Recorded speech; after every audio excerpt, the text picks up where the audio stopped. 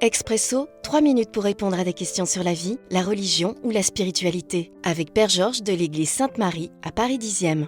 Question de Robin, 37 ans. Comment peut-on croire en ce que la Bible raconte alors que la Genèse semble ubuesque ?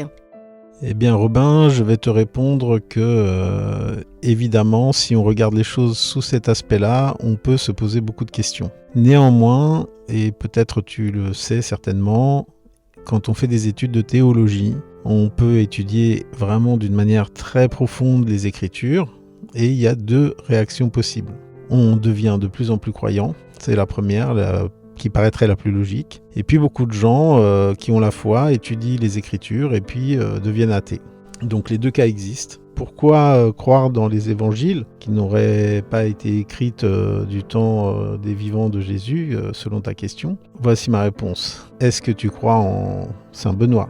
Est-ce que tu crois en Saint Antoine de Padoue ? Est-ce que tu crois en Sainte Rita, en Sainte Thérèse d'Avila, en Sainte Thérèse de Lisieux ? Est-ce qu'ils ont, eux, connu le Christ de leur vivant ?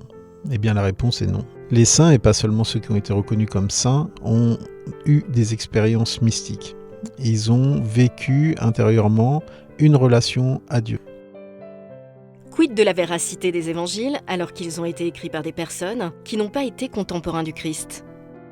Les évangiles, les personnes qui les ont écrites, et là, bien sûr, on a, nous, 4 évangiles dans la Bible qui sont celles de Saint Jean, Saint Matthieu, Saint Luc et Saint Marc. On a les témoignages de Saint Paul, puisqu'il a écrit beaucoup de livres, dont les Actes des Apôtres. Mais il y a une chose qui est certaine, Robin, et qu'on ne peut pas négliger, c'est que Dieu, à travers tous les siècles, que ce soit l'Ancien Testament, que ce soit le Nouveau Testament, il a agi par le biais de son Esprit Saint. Cet Esprit Saint transmet la connaissance, le savoir, et il n'est pas nécessaire d'avoir été un contemporain de Jésus pour vivre une relation avec le Père, le Fils et le Saint-Esprit. Donc, nous avons beaucoup de témoignages à travers tous les siècles d'expériences avec Dieu. Il existe même des témoignages d'athées qui ont rencontré Dieu et qui se sont convertis. Et nous assistons à cela dans, je dirais, quasiment tous les pays de la Terre. Chez tout type de personnes, il y a des conversions tous les jours. Et ces personnes-là, bien sûr, n'ont pas rencontré Jésus-Christ lui-même. Ils n'ont pas été contemporains du Christ. Et pourtant, ils écrivent des livres. Ils racontent leur histoire, leur rencontre avec le Père. Et ces témoignages, il y en a tous les jours. Donc, faut-il être un contemporain du Christ pour parler de lui ? Je dirais que le meilleur exemple, c'est Saint Paul. Saint Paul a martyrisé les chrétiens. Il a fait assassiner tout un tas de chrétiens. Et Dieu lui a dit « Je vais te faire voir qui je suis ». Dans l'histoire, il est dit que Saint Paul, Dieu lui a ôté la vue à un moment donné où il allait assassiner des chrétiens. Et il lui a dit « Tu vas retrouver la vue en mon nom et tu comprendras qui je suis ». Voilà comment Saint Paul s'est construit.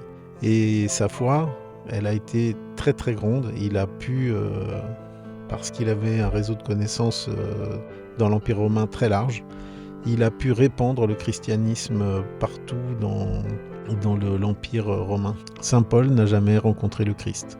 Et quand il a été voir les apôtres en leur disant « Moi aussi je suis comme vous », eh bien je pense qu'il n'a pas très bien été accueilli par les apôtres non plus. Parce qu'eux disaient « Mais nous on a connu le Christ et pas toi ». Or, le chemin de Saint Paul, eh bien, il a été fait sur son expérience intérieure avec Dieu le Père.